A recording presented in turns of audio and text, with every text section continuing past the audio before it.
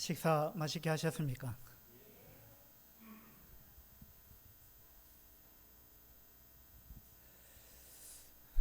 제 아내가 안 따라오려고 하다가 오늘 아침에 갑자기 따라 나서더라고요.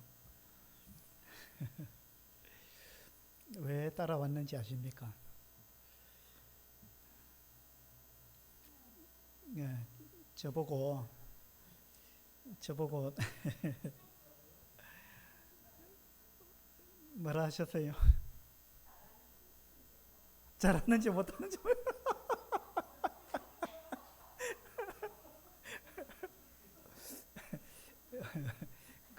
감독하려고 따라온 거예요. 그러니까 제 아내가 그러더라고요. 여보, 세김의 교회 가면 고맙습니다. 너무 강하게 이야기하지 마세요. 그 이야기를 하더라고요. 제가 좀 부드럽게 하려고 했는데 오전에 좀 강하게 한 것 같다라는 생각이 듭니다. 둘째 시간 좀 더 부드럽게 해야 되겠다 이런 생각을 가집니다.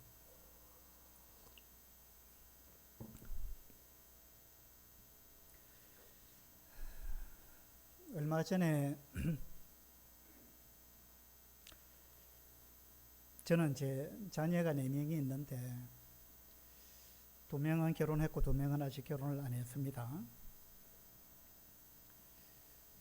결혼한 아이 1명한테 좀 문제가 있어가지고 그래서 교회에서 제가 형제 이 시간에 이야기를 했습니다.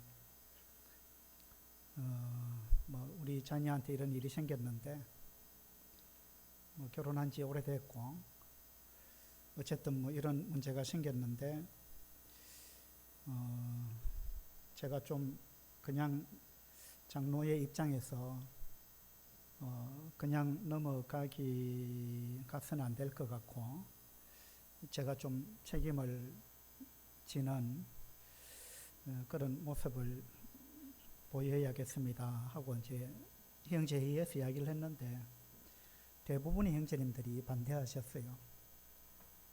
형제님 그렇게 하실 필요가 없습니다. 그렇게 안 하는 게 좋겠습니다.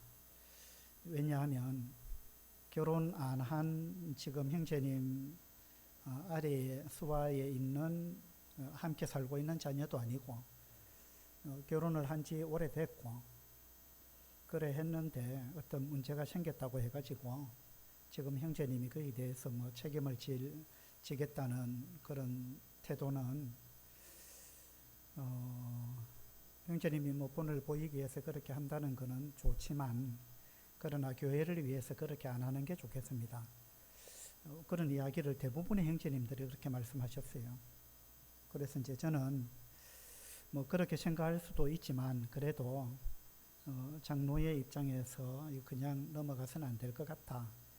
그런 생각이 들어서 제가 어떤 모습으로든지 좀 책임을 지고 싶습니다. 그래서 제가 좀 근신을 하려고 합니다. 그래서 제가 최소한 3개월 정도는 제가 좀 근신을 해야 될 것 같습니다. 이렇게 이야기를 하니까 대부분의 형제님들이 반대하시고 형제님이 그렇게 하시면은 그러면은 저는 어떡합니까? 저는 아예 교회 못 나올 것 같은데요. 어떤 형제님이 그런 이야기도 하셨고 그 다음에 그거는 또 어떤 측면에서는 형제님이 좀 무책임한 겁니다. 하나님께서 교회에 맡기신 일이 있는데 형제님이 3개월간 강단에 서지 않고 또 떡과 잔을 떼지 않고 앞에 전혀 나서지 않고 그렇게 지내는 것은 교회적으로 손실입니다. 그래서 하나님 앞에서 그건 올바른 것이 아닌 것 같습니다. 이렇게 자꾸 이야기를 하셨어요. 대부분의 형제님들이.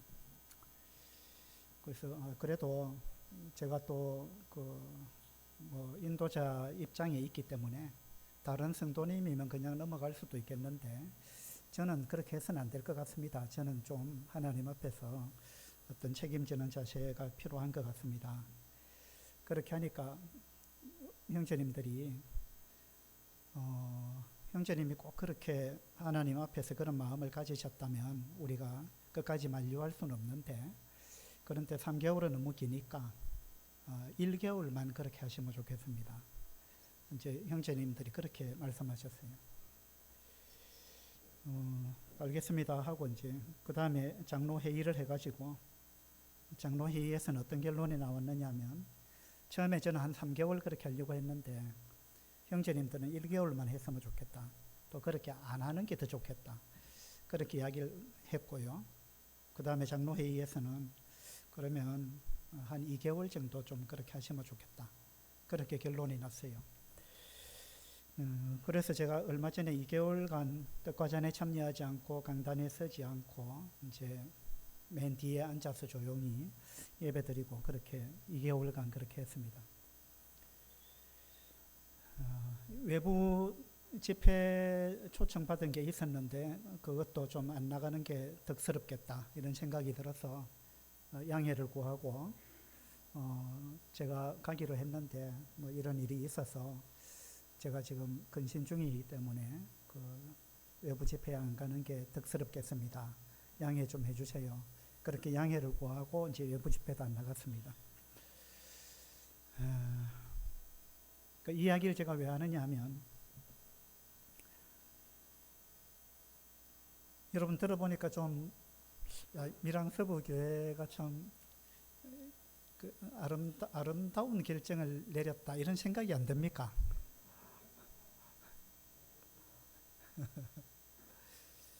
그러니까 이제 저는 근신을 하겠습니다 했고 성도님들은 만류했고 그렇게 하시지 마세요. 저는 3개월 하겠습니다 그러니까 안 하는 게 좋겠는데 굳이 그렇게 하셔야 하나님 앞에서 마음이 편겠다면 1개월만 하세요. 그렇게 이야기를 하고 장로회의에서는 2개월 하는 게 좋겠다, 그렇게 해서 2개월 했는데 좀 아름다운 모습 아닙니까?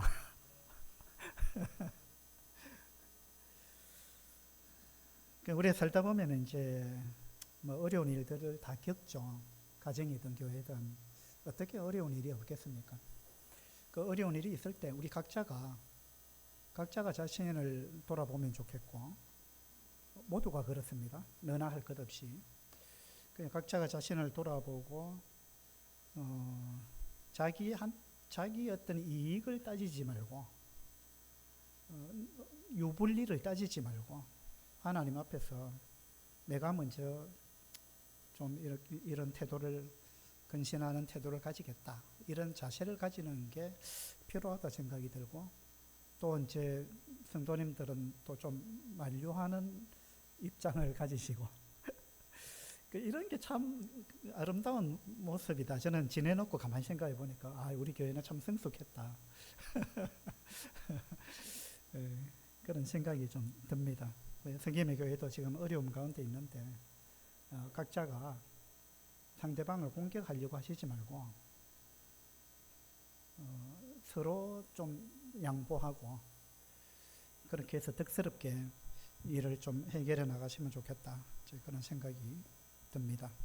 여러분 이거 한번 읽어보시죠.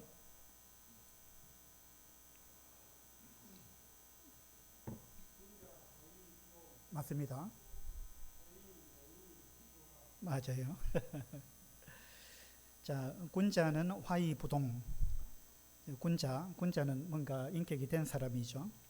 군자는 화의부동한다. 그러니까 화합을 도모한다는 겁니다. 똑같이 않더라도 부동, 똑같이 않더라도 화합을 도모하는 사람이 군자다. 소인은 소인배는 똑같은 걸 추구한다. 그러면서 자기와 다르면 화합하지 않는다. 불화. 나와 똑같아야만이 내가 화합할 수 있다. 그런 사람은 소인배입니다. 소인배. 그러면 군자는 덕이 갖추어진 사람, 인격이 갖추어진 사람이고 마음이 넓은 사람이죠. 군자는 똑같은 걸 추구하지 않는다는 거예요. 획일성을 추구하지 않는다는 겁니다. 나와 다른 걸 인정한다는 겁니다. 나와 다르지만 우리는 하나 될 수 있다. 에베소서에 보면 이제 성령이 하나 되게 하신 것을 힘써 지키라. 그렇게 말씀하고 있죠. 하나님께서 우리를 하나로 만드셨어요. 이 부부 간에도 하나 되기 참 어렵습니다. 하나 된다는 게 얼마나 어렵습니까? 또 우리는 다양한 배경을 가진 사람들이 모였는데 어떻게 쉽게 하나가 되겠어요? 하나 되는 건 참 어렵습니다. 근데 이제 하나가 된다는 것은 똑같이 된다는 말은 아니에요. 획일화된다는 말은 아니에요. 똑같이 않아도 하나 될 수 있다는 거예요. 똑같이 않아도. 그러니까 나와 똑같아야 된다 이 생각을 우리가 좀 내려놔야 된다는 거죠. 그래서 우리는 내 생각하고 다른 사람의 생각이 충분히 다를 수 있습니다.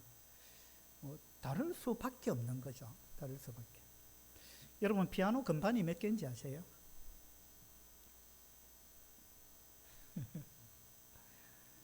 피아노 건반이 88개입니다.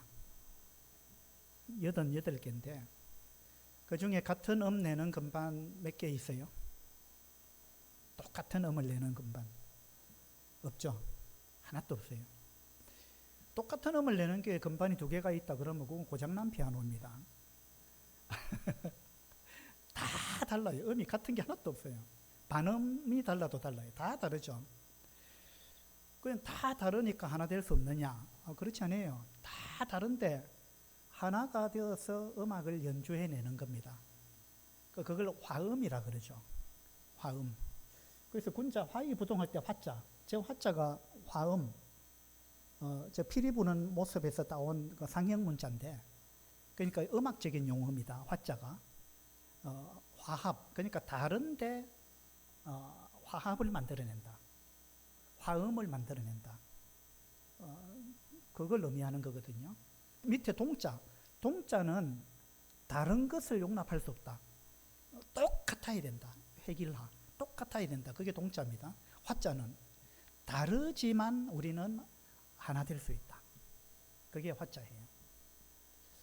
여러분은 군자입니까? 소인입니까? 어떠세요? 군자가 되고 싶습니까? 소인이 되고 싶습니까? 군자가 돼야 되겠죠. 예. 우리는 이걸 추구해야 됩니다. 우리는 군자가 돼야 되는데, 그래서 제 피아노도 이걸 아무나 와서 막 피아노 칠 줄 모르는 사람이 막 두드리면 그거는 음악이 아니고 소음입니다. 소음. 그건 진짜 듣기 싫죠. 그건 소음인데 훈련된 피아니스트가 막 건반을 두드리면 뭐 아무거나 두드리는 것 같은데 너무 멋있어요. 멋있는 음악 작품이 나오는 거예요. 그죠? 그러니까 다 다르지만 이것을 조화시킬 줄 아는 기술, 하나님은 그걸 우리한테 요구하는 거예요. 그래서 1도하음 도미솔, 2도하음 레파라, 뭐 3도하음, 4도하음, 5도하음, 거기다 뭐 세븐 코드 붙으면 음이 하나 더 붙죠. 도미솔 시 이러면 C7입니다.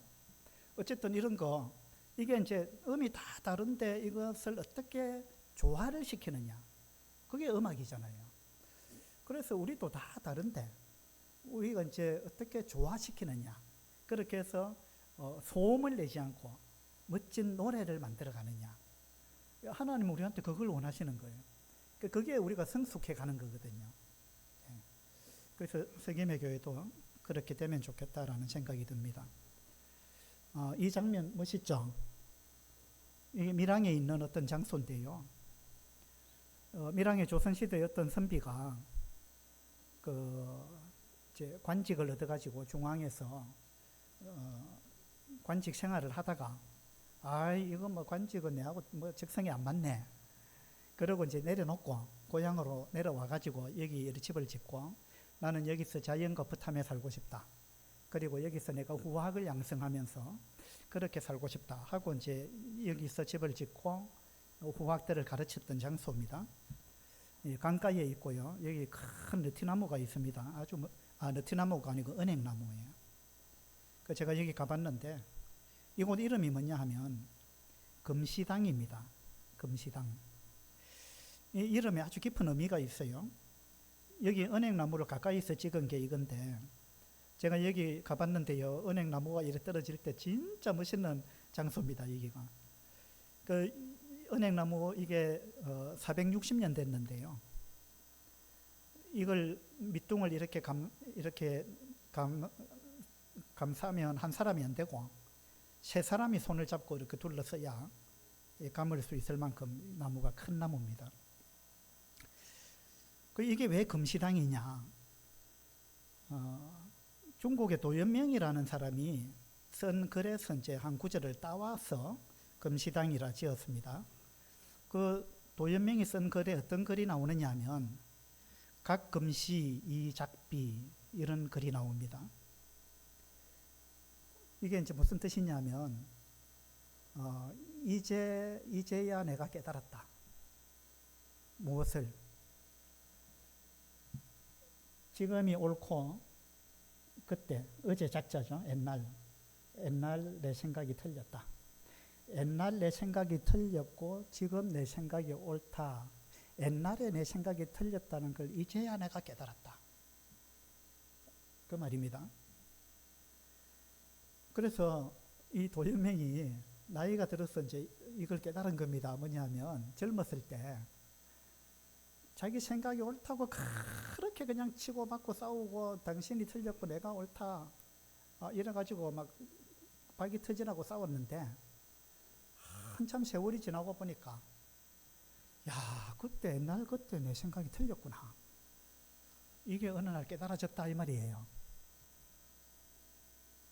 그래서 가끔씩 이 작비 이 글을 썼는데 그 사람이 쓴 글 중에 한 대목이에요. 그래서 이제 이 금시당을 지은 이 선비가 이 도연명한테 이 부분에 큰 감동을 받고는 이름을 금시당 이렇게 지은 거예요. 그러니까 지금 내가 옳다고 그렇게 우기는 절대 물러설 수 없는, 이건 내가 도저히 양보할 수 없는 진리다. 이것이 내 생각이 옳다, 틀림없다. 당신 생각이 틀렸다. 그렇게 생각했던 것이 세월이 지나면 생각이 바뀔 수 있다. 내가 그때 왜 생각이 그렇게 좁았지? 그때는 내가 왜 그렇게밖에 생각 못했지? 이렇게 후회하는 날이 온다. 그 말이에요. 그래서 제가 이걸 알고는 이 금시당에 가보니까 아주 새롭더라고요. 야, 여기에 이런 깊은 뜻이 있었구나. 예. 그래서 우리가 지금 내 생각이 옳다는 거,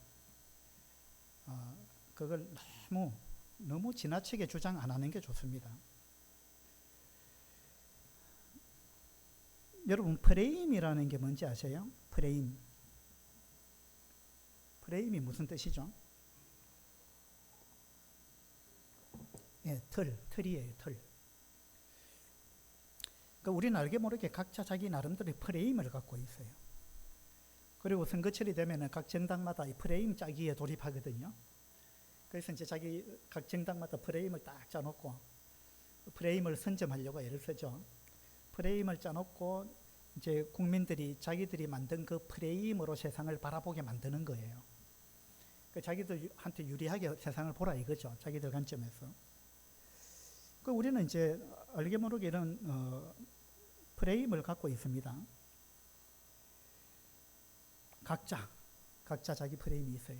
어떤 사람은 프레임이 뭐 사각형이고, 어떤 사람은 뭐 삼각형이고, 어떤 사람은 동그랗고, 어떤 사람은 프레임이 자그마하고, 어떤 사람은 프레임이 큽니다. 이래요. 근데 이제 우리는 각자 자기 프레임으로 세상을 본다는 거예요. 자기 프레임으로. 네. 근데 이제 우리는 자기 프레임으로 보면 안 되고 하나님의 프레임으로 봐야 되거든요. 하나님의 프레임으로. 하나님이 어떻게 생각하시는가? 하나님은 이 문제를 어떻게 해결하기를 원하시는가?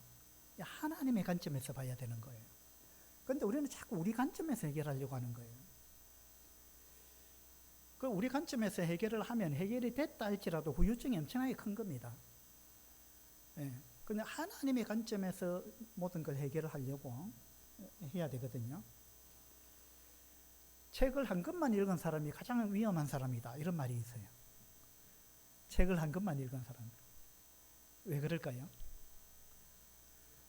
책을 한 권만 읽은 사람은 그게 전부인 줄 알아요.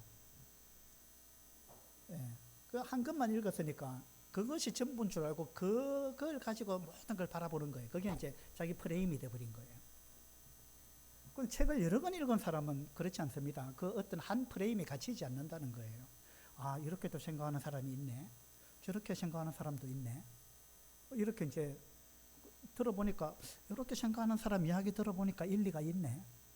또 저렇게 생각하는 사람 이야기도 들어보니까 그것도 일리가 있네. 이렇게 되는 거예요. 여러분, 일리가 있다는 말은 무슨 뜻이냐 하면 일리가 있다, 당신 말이 일리가 있다 이 말은 당신 말이 100% 옳다 그 말이 아닙니다. 일리가 있다 이 말은 한일자의 27이자거든요. 그럼 일리라는 말은 사전에 찾아보면 어느 정도 합당한 이치가 된다 이런 말입니다. 그 이치가 있는데 한 개 있다. 그게 일리예요. 일리.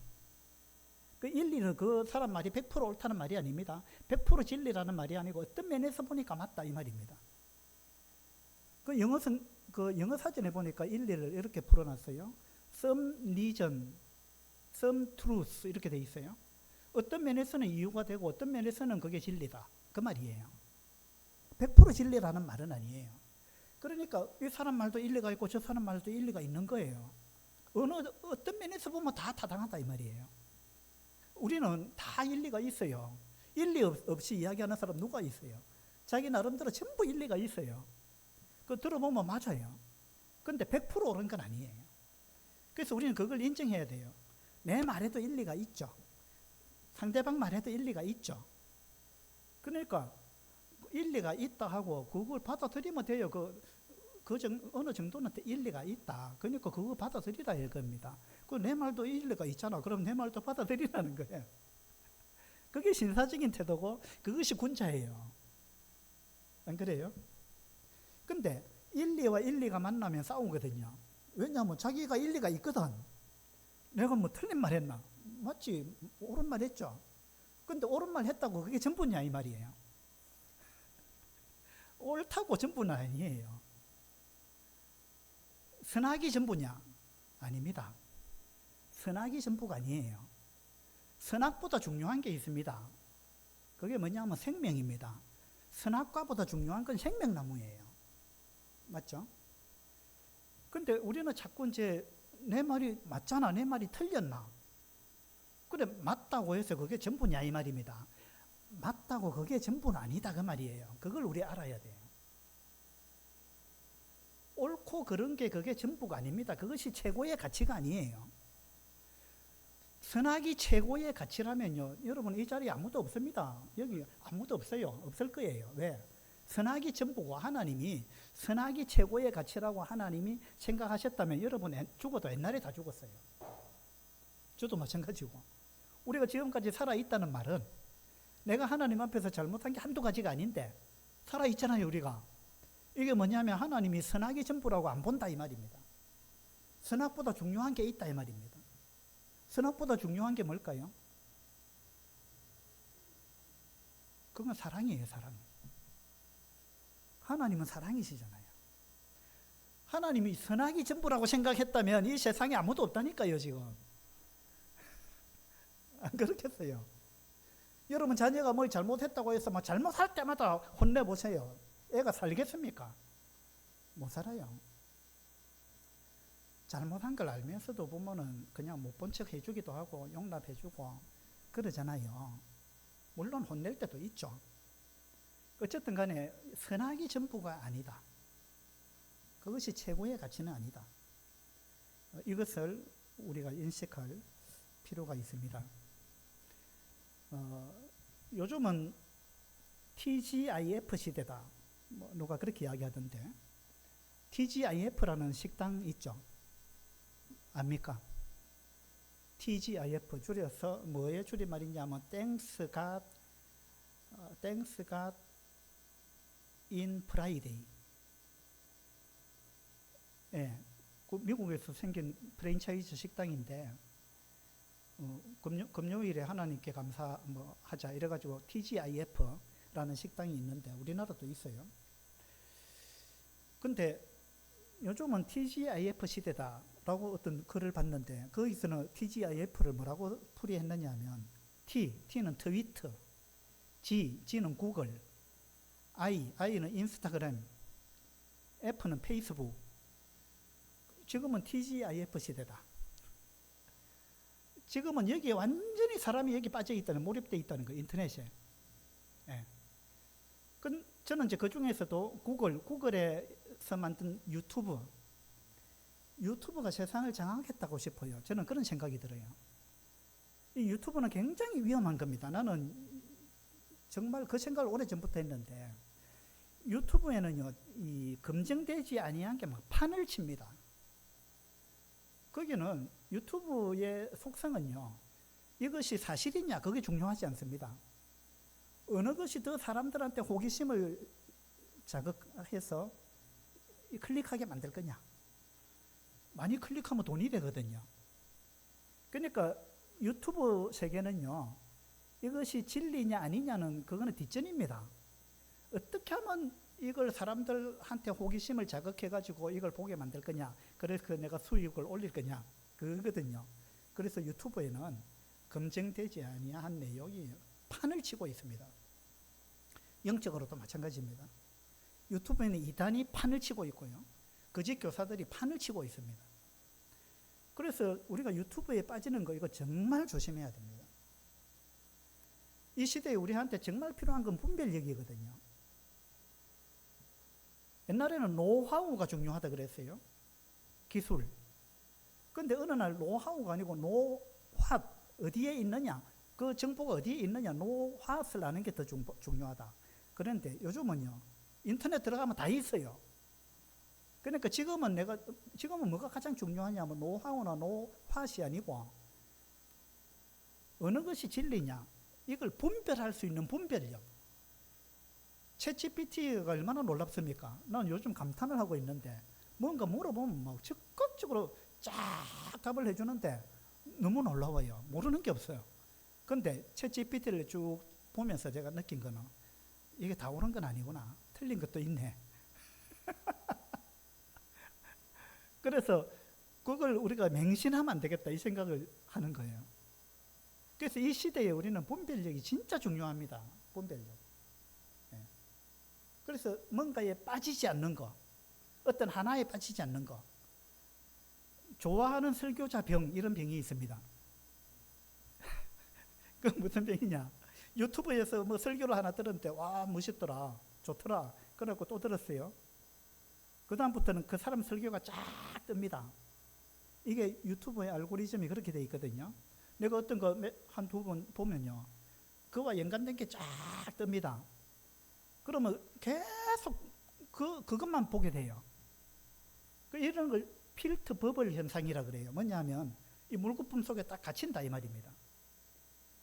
그 세계 속에 빠져버리는 거예요. 그게 전부인 줄 알아요. 그 바깥 다른 이론도 있는데 그 이론에 빠져버린다는 거예요. 필터 버블 또는 에코 체인버 이러는데, 이 뭐냐면 어떤 방에 들어갔는데 그 방에서 자기가 하는 말이 막 사방에서 메아리 쳐 와가지고 계속 그것만 들린다는 거예요. 이 유튜브 세상이 지금 그런 세상이거든요. 그래가지고 우리가 이 정말 분별력을 잃어버리면, 또 군자가 되지 못하면은요, 우리는 한 곳에 파묻혀 버리는 거예요. 그리고 그것이 전부인 줄 알아요. 그래서 우리가 그렇게 되지 않도록 정말 조심해야 돼요. 한쪽 말만 듣는 거, 이거 조심해야 된다, 이 말이에요. 한쪽 말만 듣는 거. 예. 마태복음 20장을 한번 보도록 합시다.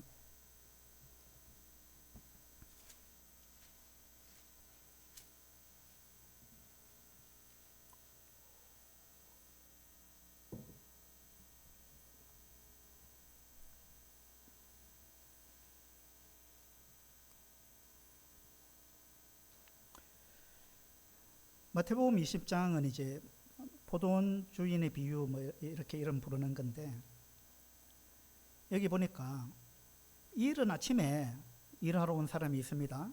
아마 아침 6시에 온 것 같아요.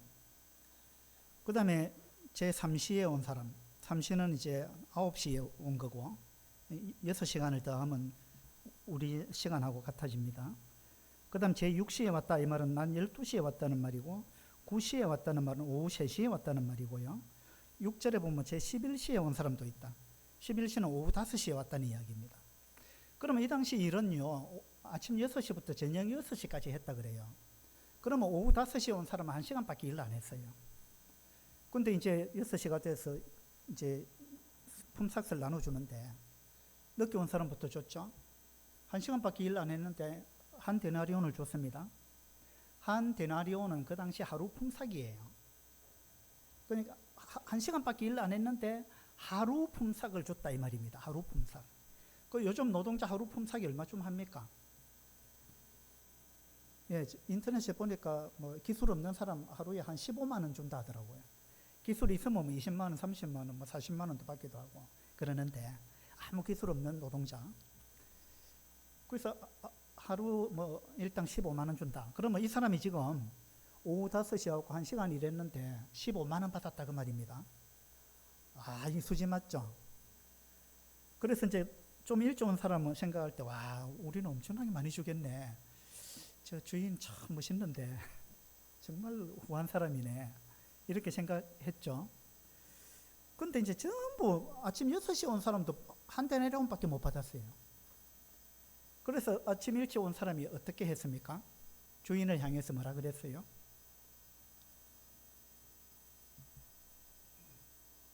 어떻게 했죠? 11절에 보니까 받은 후 집주인을 원망하여 이르되, 자, 아침 일찍 온 사람은 주인을 원망했습니다. 그 원망한 게 옳은 겁니까? 잘못된 겁니까? 예? 여러분 같으면 원망하겠어요? 안 하겠어요? 아침 일찍 6시에 왔어요. 그 12시간 일했습니다. 한 데나리온 받았어요. 한 시간밖에 일 안 했는데 그 사람도 한 데나리온 받았어요. 그 여러분 아침 6시에 왔어요. 그러면 여러분 어떻게 반응할 거예요? 예? 자매니 묻지만 말고 대답 좀 해보세요.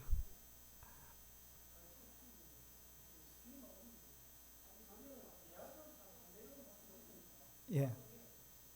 그러면 형제님 같으면 원망 안 하겠다. 감사하겠습니까? 예. 그렇죠.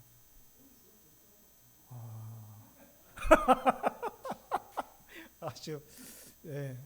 아주 멋있는 분이에요. 근데 10중 8구에 원망합니다. 이렇게 되면 10중 8구 원망해요. 원망하는 이유가 뭐예요? 첫째, 비교한 거예요. 비교했죠, 첫째. 그죠? 딱 비교해 보니까 이거 뭐 불공평한 것 같거든. 그죠?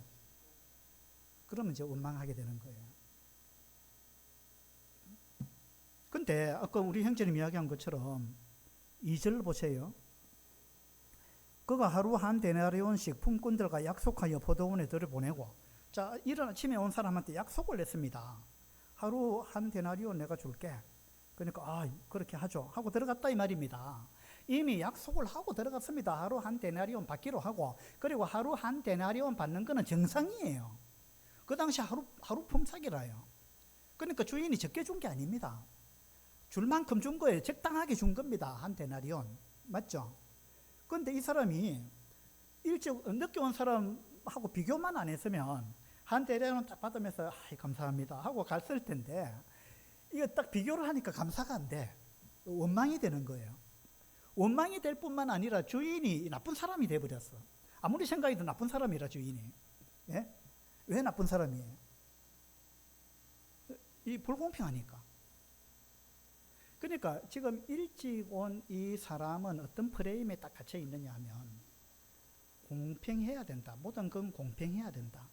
이 프레임에 딱 갇혀 있는 거예요. 자기 프레임. 공평하지 않은 건 악한 거다. 이 생각을 갖고 있는 거예요. 여러분, 공평하지 않은 거는 악한 겁니까? 어떻게 생각하세요? 공평이 최고의 선입니까? 공평하지 않은 거는 나쁜 겁니까? 죄입니까? 어떻게 생각하세요? 이 세상이 어떻게 공평할 수 있어요?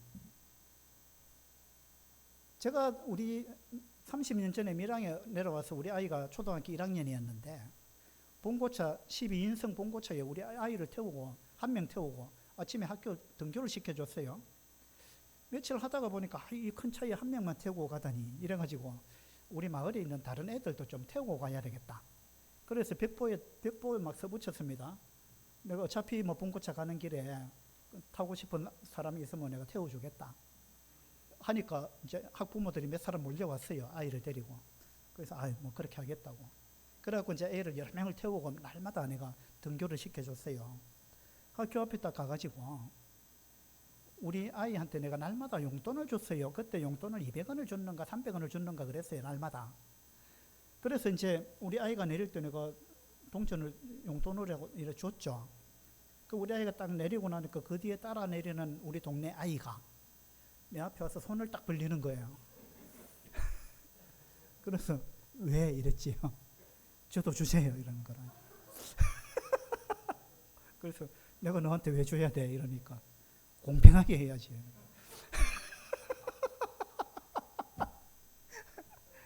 그래서 야 방금 내린 애는 우리 딸이야. 우리 딸한테 내가 앞으로서 용돈 준 거야. 근데 자기도 똑같이 줘야 공평하대. 차 태워준 것만 해도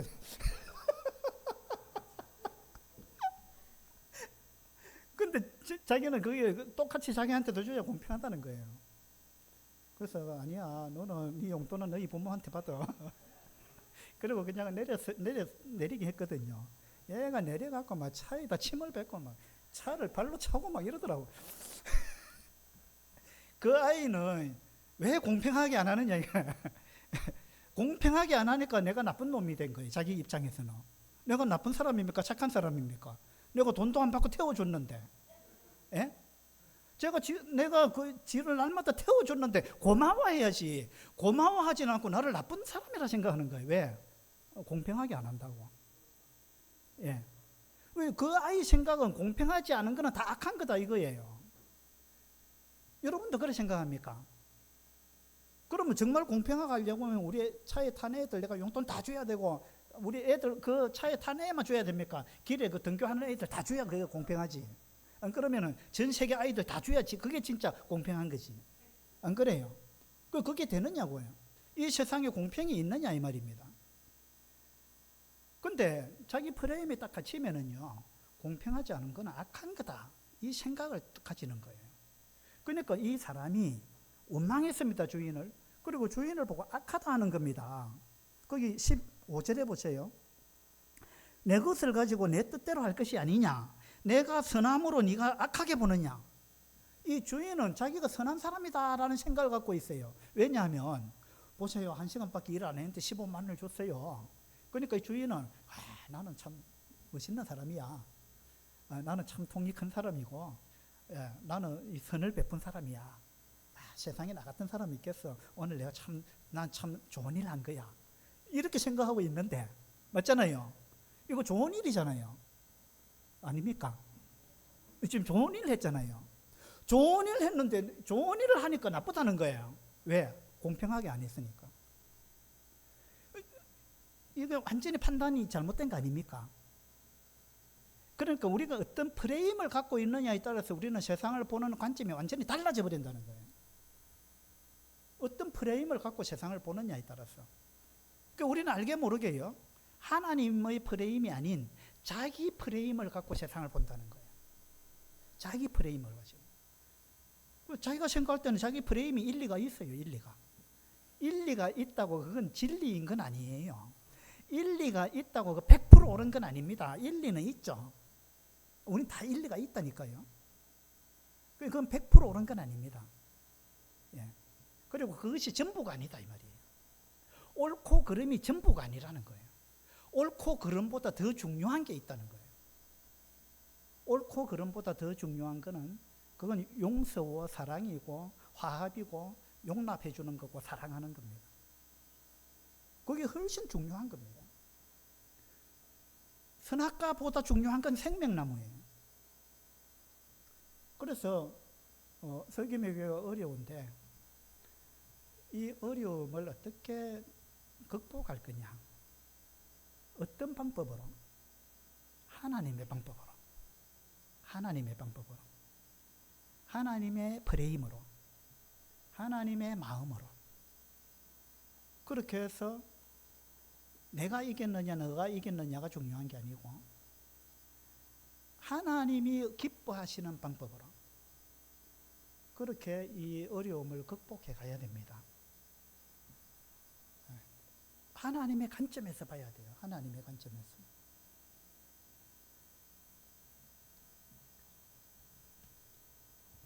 예루살렘 교회는 열심히 있었습니다. 이스라엘 사람들만큼 하나님께 열심히 있는 민족이 어디 있겠어요? 그들은 엄청난 열심을 갖고 있었어요. 그런데 로마서 10장에 보면 그들에게 열심은 있으나 올바른 지식이 없었다 이랬어요. 그래서 예루살렘 교회는 열심은 있었는데 올바른 지식이 없었다. 여러분, 열심이 중요합니까? 올바른 지식이 중요합니까? 열심도 중요하죠. 열심도 중요한데 올바른 지식 아래에서 열심히 일해야 그 좋은 겁니다. 그죠? 그 열심도 중요하지만 올바른 지식, 이게 사실은 더 중요하다고 볼 수 있어요. 자, 고린도 교회는 지식이 있었어요. 고린도 교회. 고린도 교회는 지식과 언변에 있어서 풍족했다. 은사적인 측면에서도 고린도 교회는 다 풍족했어요. 고린도 교회는 다 잘난 사람들이 많았어요. 언변이 아주 뛰어났고 지식이 많았고요. 그런 교회가 고린도 교회였어요. 그런데 고린도 교회의 문제는 뭐였느냐? 고린도 교회는 성경에 나오는 교회 중에 고린도 교회만큼 문제 많은 교회가 어디 있어요? 그러면 그들이 은사가 풍족하고 지식이 언변이 차고 넘치는데 왜 그러면 교회가 그렇게 많은 문제가 있었느냐? 그들이 각자 너무 잘났기 때문에 그래요. 그러니까 열심보다는 지식이 중요합니다. 고린도 교회는 지식이 있었어요. 그런데 그들이 놓친 게 있어요. 지식보다 중요한 게 있다는 걸 놓쳤어요.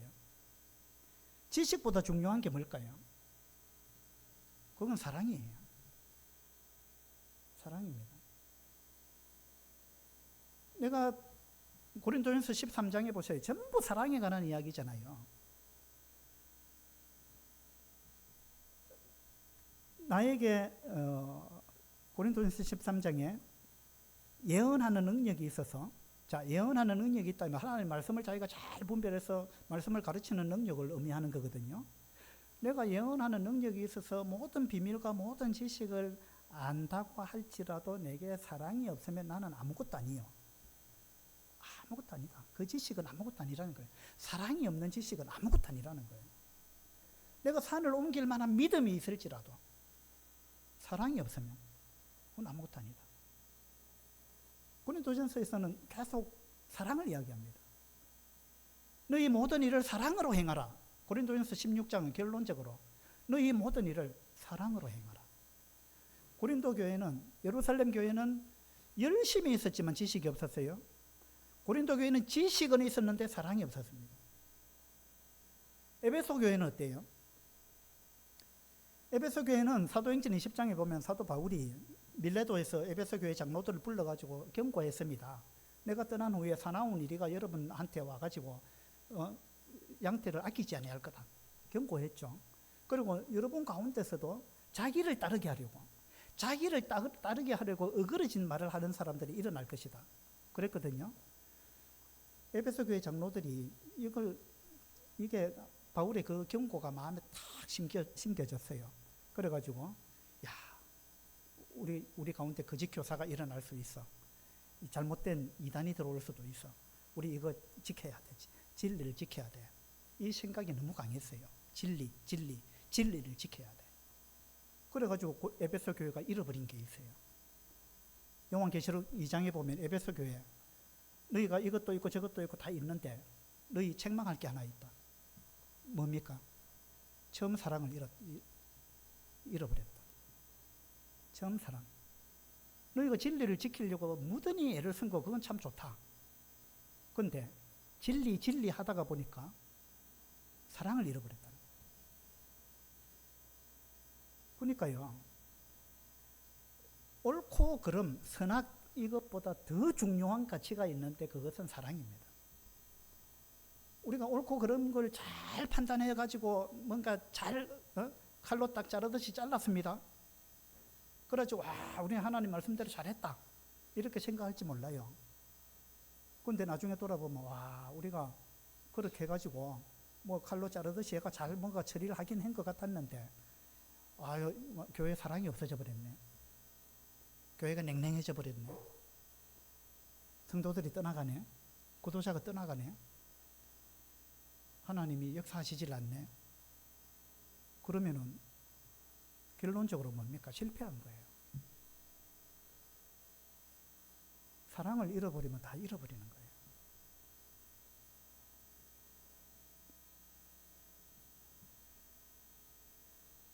창세기 9장을 한번 보도록 합시다.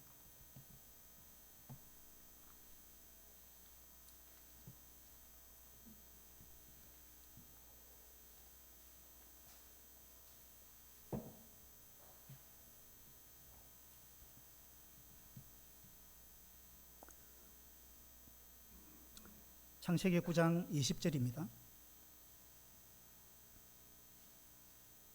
9장 20절. 노아가 농사를 시작하여 포도나무를 심었더니 포도주를 마시고 취하여 그 장막 안에서 벌거벗은지라. 노아 홍수 끝나고 나서 좀 해이해져 버린 것 같아요. 우리도 뭔가 큰 일을 하고 나면 좀 내가 뭘 잘했다, 성공했다 싶으면 해이해지기 쉬워요. 이때 이제 조심해야 되는데, 노아가 엄청난 일을 했죠. 그리고 이제 해이해져 가지고 포도주를 실컷 먹고 취해버렸습니다. 그 어떻게 했어요? 빨가벗고 그냥 잠이 들었습니다. 대낮에. 근데 22절에 보면 가나안의 아버지 함이, 노아의 아들 함이죠. 함이 그의 아버지의 하체를 보고 밖으로 나가서 그의 두 형제에게 알림해. 함이 어쩌다가 장막에 들어갔는데 아버지가 빨가벗고 이거 누워있는 거예요. 완전히 막 큰 대자로 뻗어갖고 막 잠이 들어있는데, 이 보니까 막 꼴불견이거든. 난 우리 아버지 아주 영적인 사람이고 막 멋있는 그런 사람인 줄 알았더만, 아이고 뭐 형편없네. 이제 함의 생각에 그런 생각이 들었을 거 아니에요. 그래가지고 함이 이제 엄청 실망했습니다. 자기 아버지한테. 아버지가 이렇게밖에 안 되네. 이래가지고 나와가지고 자기 형제들한테 이래 와봐 이래 봐, 얘 구경거리 생겼어. 이래 와봐 이래 봐. 아버지가 말이야, 난 그렇게 안 봤는데 봐봐 막 고주망태가 돼갖고 완전히 막 빨가벗고 드러누워 있는 거 보라고. 그랬습니다. 함이 여러분 잘한 겁니까? 잘못한 겁니까? 어떻게 생각하세요? 예? 철이 없다. 네. 근데 함이 지금 거짓말 했습니까? 거짓말 안 했습니까? 네, 거짓말 안 했어요. 함은 진실을 말했어요. 아버지가 벌거벗고 안 있는데 벌거벗었다 했어요? 그거 아닙니다. 아버지가 술 안 취했는데 술 취했다 이렇게 말했어요? 그런 거 아니에요. 함은 거짓말한 게 아닙니다. 진리를 말했어요. 진리를 말했습니다. 그래서 함은 내가 뭘 잘못했는데 이 생각을 갖고 있습니다. 나는 거짓말 못하는 사람이야. 함의 사고방식, 함의 프레임, 거짓말은 나쁜 거야. 난 절대 거짓말 안 해. 나는 거짓말 못하는 사람이야. 그래서 나는 좋은 사람이야. 거짓말하는 사람이 나쁜 사람이야. 이게 함의 프레임입니다. 우리 셋째 아이가 태어났을 때 우리 교회 모친님 한 분이 처음 아이를 보고 나는 뭐라고 말씀하셨느냐 하면, 와, 내가 세상에서 이렇게 못생긴 아이는 처음 봤다.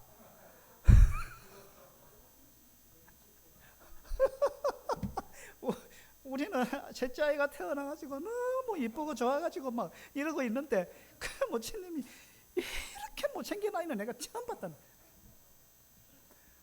와, 그 이야기 듣는데 너무 충격이었어요. 아무리 봐도 지금 봐도 예쁜데 저는 애 4명 중에 그 애가 최고 예쁜데 제 눈에. 그래가지고 그 이야기를 듣던 어떤 성도가 그랬어요. 아이 모친님 그렇게 말씀하시면 됩니까? 그러니까 그 모친님이 뭐라 하셨느냐면, 나는 거짓말 못하는 사람이야. 못생긴 걸 보고 못생겼다 해야지. 못생긴 걸 보고 잘생겼다고 어떻게 거짓말 하느냐고. 나는 거짓말 못하는 사람이야. 그래 말씀하셨어요. 진리를 말했기 때문에 잘한 거죠. 그게 진리인지도 모르겠어요. 본인의 생각에 그건 진리예요. 본인이 생각에 못생긴 거예요. 근데 내가 쭉 물어봤더만 다 잘생겼다 하더라고. 근데 어쨌든 그 모친는 눈에는 못생겨 보였어. 어쨌든 막 얼굴도 새카맣고 뭐 이래가면서. 근데 그것이 아무리 진리라 할지라도 그렇게 이야기하면 안 되죠. 안 그래요? 근데 그 모친님 생각은 그거예요. 나는 바른 말 했다. 나는 거짓말 안 했다. 거짓말 하는 게 나쁜 거다. 진리를 말하는 건 옳은 거다. 근데 진리를 말했다고 항상 옳은 건 아니에요. 그게 전부는 아니라 이 말이에요. 함도 똑같습니다. 함이 뭐 내가 뭐 거짓말했나 이렇게 말할 수 있잖아요. 충분히. 나는 있는 그대로 본 그대로 이야기해서 내가 안 본 걸 이야기한 것도 아니고 과장한 것도 아니고 나는 있는 그대로 이야기했을 뿐이야. 내가 잘못한 게 뭐 있어? 아버지가 잘못했지. 맞잖아요. 아버지가 잘못했지. 예? 이게 함의 프레임이에요. 근데 그 뒤에 보세요. 23절에 함의 형제들이 그 말을 듣고 셈과 야벳이 옷을 가져다가 자기들의 어깨에 메고 뒷걸음쳐 들어가서 그들의 아버지의 하체를 덮어서며 그들의 얼굴을 돌이키고 그들의 아버지의 하체를 보지 아니하였더라. 자, 함의 형제 두 명은 셈과 야벳은요, 그 말을 듣고 옷을 들고 뒷걸음쳐 들어갔습니다. 그리고 안 봤다 이거예요. 아버지의 부끄러운 모습을 안 봤다는 거예요. 그리고 옷을 살짝 덮어두고 안 쳐다보고 덮어만 두고 나왔다는 거예요. 그거 누가 잘한 겁니까? 누가 잘했어요? 함은 선악과 프레임을 갖고 있어요. 셈과 야벳은 생명나무 프레임을 갖고 있는 거예요. 셈과 야벳의 생각은 아버지가 잘했느냐 잘못했느냐 그걸 우리가 따져가지고 아버지가 잘못했다는 걸 드러내야 되고 뭐 아버지한테 창피를 줘야 되고 뭐 아버지가 잘못했으니까 거기에 대해서 아버지가 뭔가 대가를 치러야 되고 그 생각이 없어요. 셈과 야벳한테는. 셈과 야벳의 생각은 뭐냐 하면 아버지가 잘못한 건 맞죠. 그거 인정합니다. 셈과 야벳도 인정해요. 그런데 셈과 야벳의 마음속에는 우리가 이걸 선악을 따져가지고 아버지를 그 곤란하게 만들 거냐 안 그러면 아버지의 체면을 세워줄 거냐. 아버지의 체면과 아버지의 권위, 아버지로서의 권위가 있잖아요. 아버지의 권위를 우리가 어떻게 세워줄 거냐. 아버지를 어떻게 살릴 거냐. 아버지가 잘못했으니까 죽여버려야 되느냐 안 그러면 아버지가 잘못했지만 아버지를 어떻게 다시 살려줄 거냐. 이것이 생명나무 프레임입니다. 셈과 야벳은 그 프레임을 갖고 있었어요. 함은 선악과 프레임을 갖고 있었어요. 물론 우리가 모든 것을 그냥 막 유야무야하고 막 그렇게 하라는 이야기는 아닙니다. 어떤 부분에 대해서 우리가 뭐 징계를 할 거나 하고 뭐 해야 돼요. 그렇지만 그 가운데서도 우리가 사랑을 잃어버리면 안 된다 이 말이에요. 그리고 너무 지나치면 안 된다는 거예요. 사랑이 더 중요하다 이 말입니다. 그리고 어떻게 해서든지 간에 교회를 살리는 게 중요하다는 거예요. 살리는 거. 초점이 그거가 있어야 된다는 거예요. 바리새인처럼 하면 안 된다는 겁니다.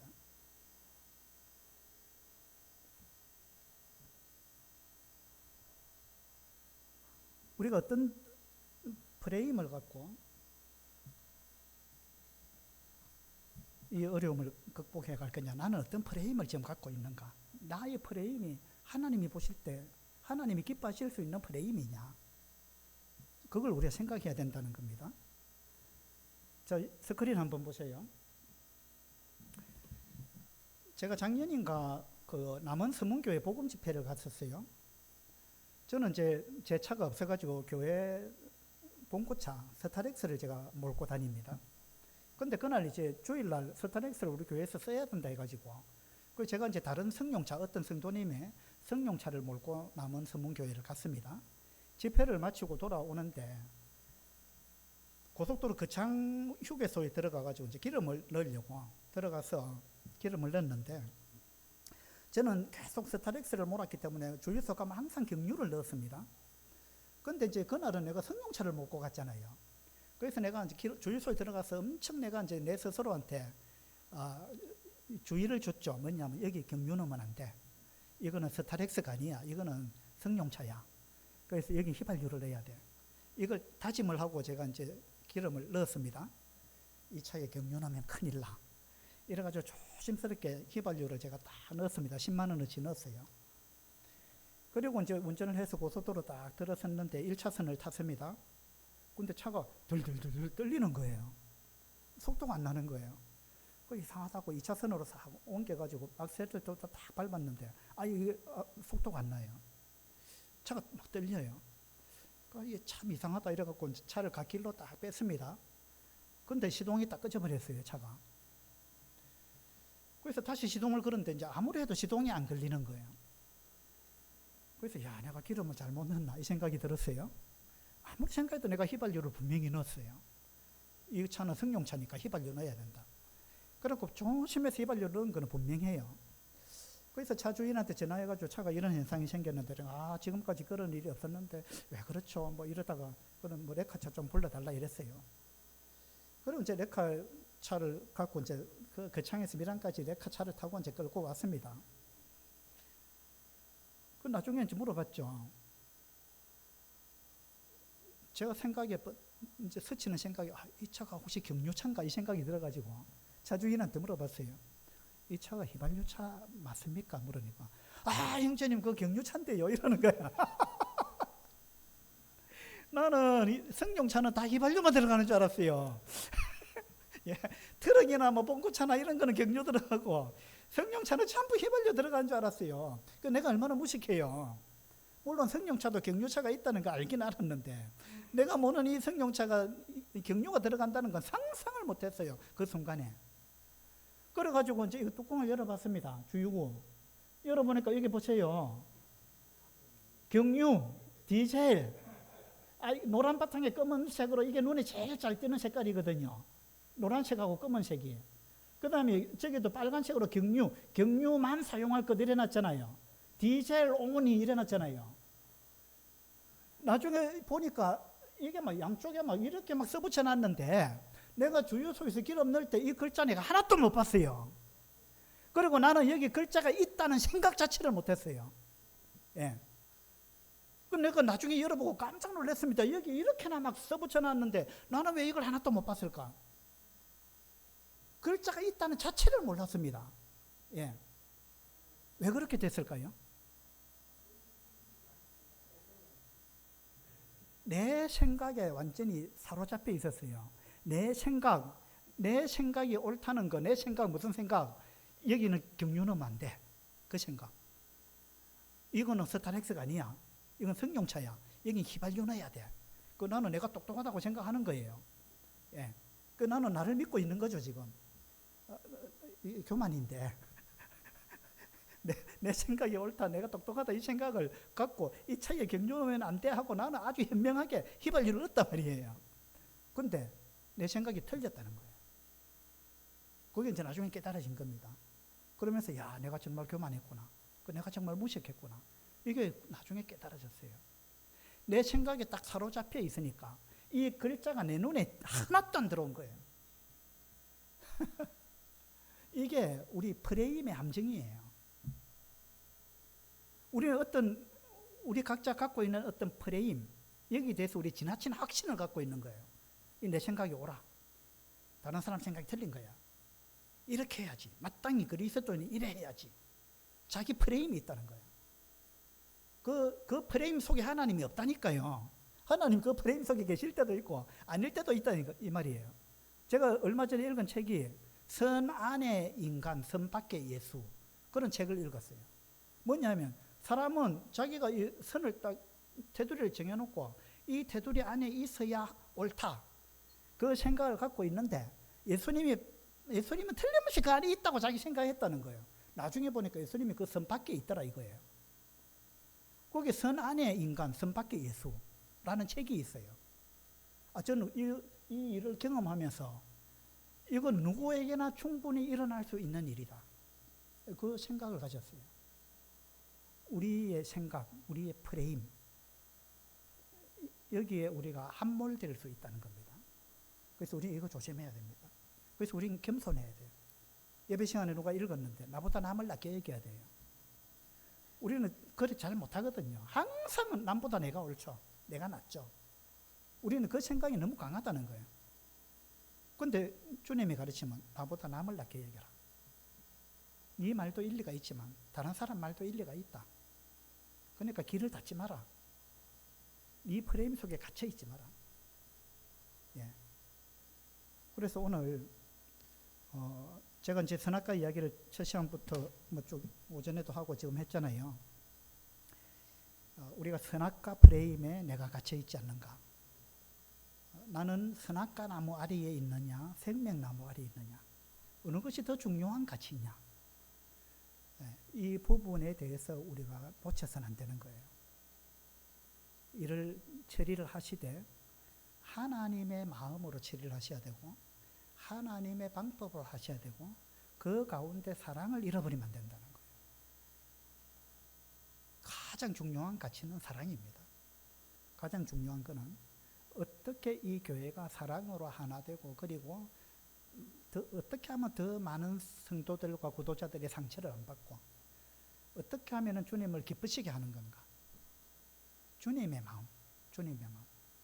그 마음을 우리 서기의 교회 성도님들이 다 가지시게 되기를 바랍니다. 선악이 최고의 가치는 아닙니다. 그래서 여러분이 선악과 아래에 너무 오래 앉아 계셨다면 좀 생명나무 아래로 좀 옮기시고 그렇게 해서 하나님을 기쁘시게 하는 그런 방법으로 일을 잘 해결하시게 되기를 바랍니다. 네, 감사합니다.